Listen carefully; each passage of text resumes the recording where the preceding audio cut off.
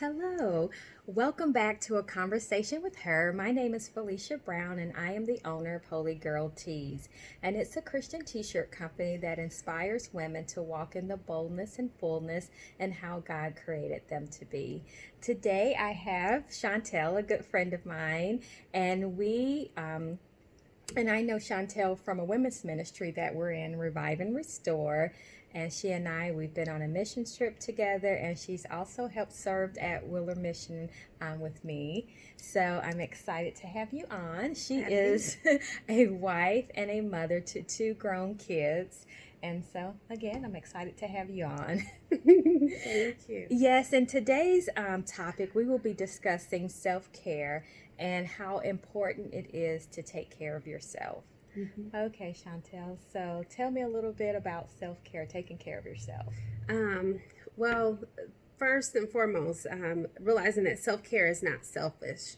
It is important that we take care of ourselves in order for us to be able to take care of those around us. A lot of times, especially as women, we are nurturing by default. So we tend to make sure that everybody else is situated and everybody else is taken care of. And in that, we neglect ourselves. Years ago, when I managed a ladies' workout facility, the first thing women were willing to sacrifice was their membership at the facility. So that they would be able to pay bills, or if they have the time to take care of everybody else. They were, in a sense, willing to let themselves go, yes, in order to take care of their family, which really is backwards. Yeah. Again, if we don't take care of ourselves, we're not going to be in the position to take care of anyone else. That old saying, I can't pour out from an empty cup. No, you cannot. And we really have to take that to heart. The Bible says that we're precious. Yes. And says that we have that He's hidden, a treasure in us. But do we really look at ourselves as being precious? Do we look at ourselves as being valuable? And if we do, how do you treat something that's precious and valuable? You take care of it. You do. And that's true, but I think it's just unfortunately, you have your kids, you got your husband, you got the job, and then you got the church, and it's just like everybody's pulling, and you don't want to disappoint anybody. And I think that's the biggest thing, is that for us as women, we just feel like we have to do it all, and that nobody else can do it if we don't do it. We do. And I know years ago, I shared that same scenario with my therapist. And just sharing with her that I felt like I was sandwiched.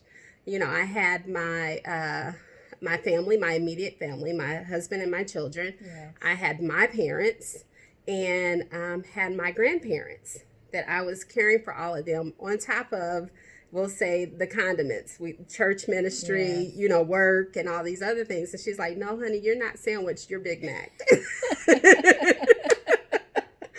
And, take it for someone else to actually look at your situation from a different perspective, to get you to actually see what's going on. Yes. So how did you handle that? Like when she said, you know what, you are a Big Mac, you're not a hamburger, a cheeseburger, and you're beyond that. Yeah, beyond that. I began to really look at things and see, okay, what is it that I need to remove? Yes. What is it that I need to prioritize? How do I rearrange this? And number one became self-care. And she pointed out, I can't pour out. Chantel, you can't pour out from an empty cup. Yep. So how are you taking care of yourself? What are you doing daily to take care of yourself? What are your daily routines? So I had to start prioritizing myself and my time to adequately take care of myself, so that I could pour out something that was of value to those around me. And that's good. Like, what are some of the things, and I have to give a shout out to my mother, is that she really taught me, well, of like taking care of yourself, because still to this day, my mom, she's going to take care of herself. And for her, it's just listening to Christian stations. She loves Christian stations, and she likes to watch westerns. Uh-huh. And so for her, that is how she takes care of herself. So that's just something she taught me. As for me, it's walking. It is just watching something on TV, something meaningless. It just makes me feel good just to sit there and watch, a comedy show or like The Office for whatever reason. I like The Office because you're laughing. It's funny. So, what are some of the things that you do to help de-stress for yourself? Walking, definitely. Yes. Walking. Just taking some time out, whether it be an exercise class, and in exercising, I don't look at exercise as being a punishment. It isn't. But just I look at it as a reward, or it's something pleasurable. I look at it as how I enjoy moving my body. How do I get to move my body today? It's something that is fun. Listening to worship music. Yes, that is good. Listening to praise music. I'll put on praise on repeat and dance through my house.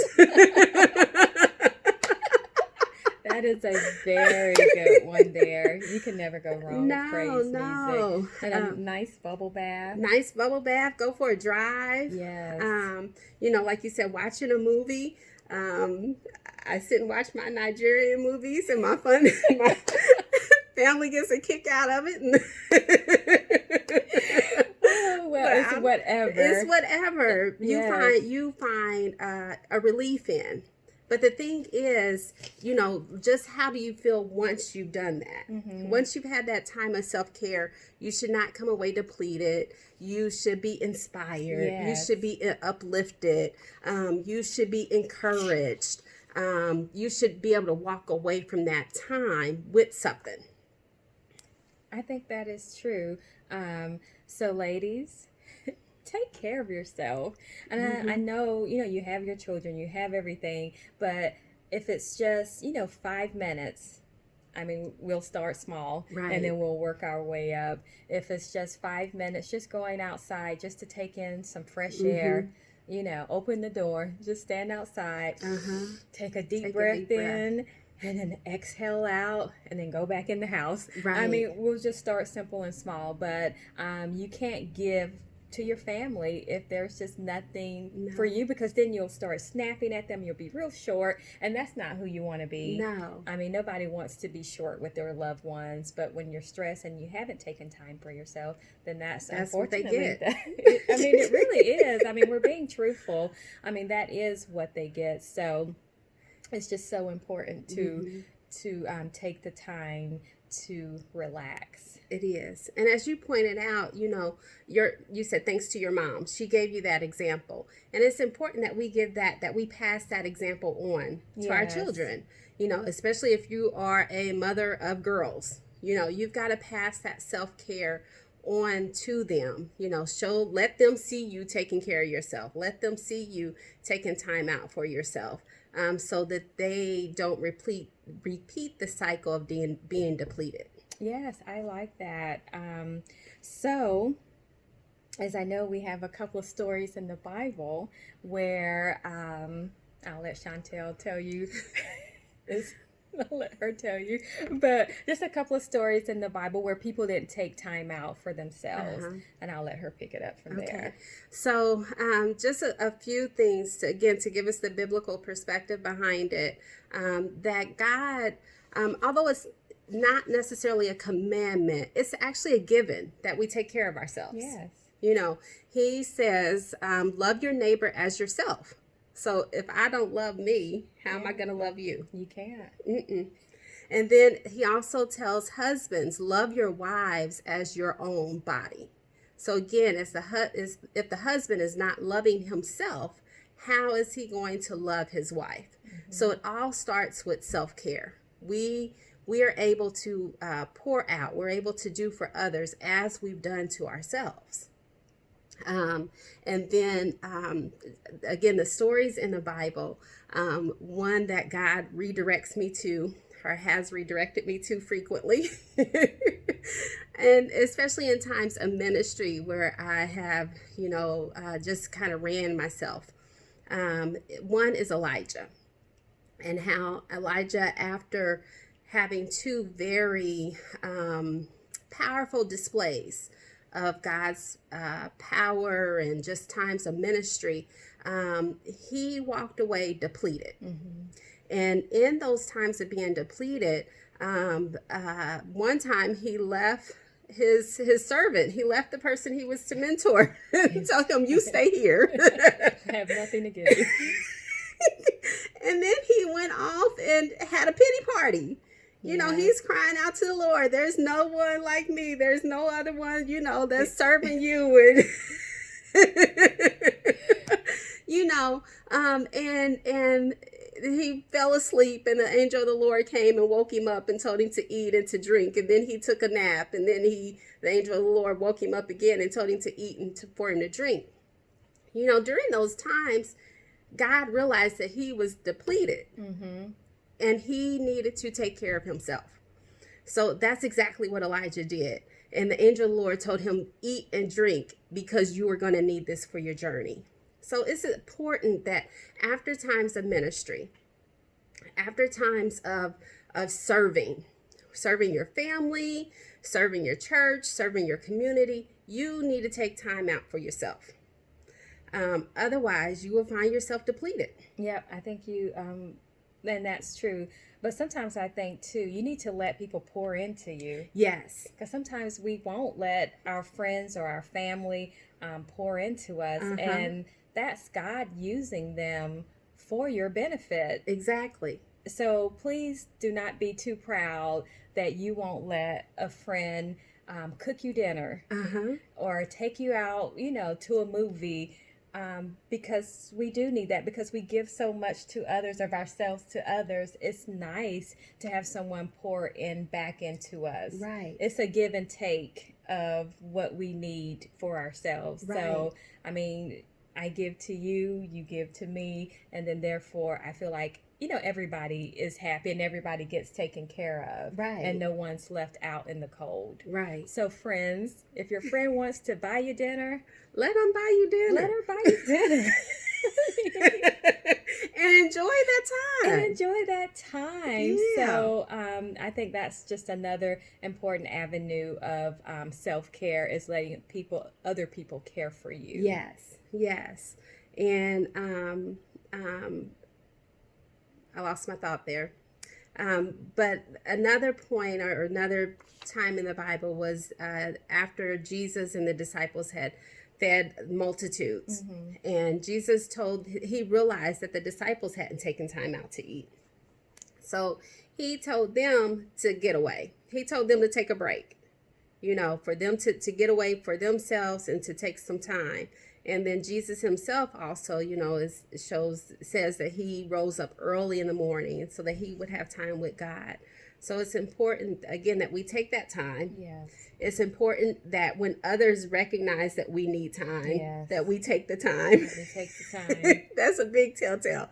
If somebody tells you, hey, you need a break, you Yeah, need a break. You really do. When others can see it, you really need the break. Right. And then also, you know, we need to have those rituals. We need to have those times set in place.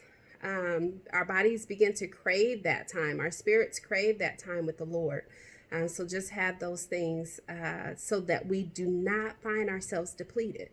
And if you do step too far away, your body's craving it. It's telling you, hey, I need this. Yes, most definitely. So, ladies and gentlemen, I think I do have a few male viewers, but please just take care of yourself, because no one wants to be rude or angry or very short, all because you just didn't take the time to take care of you.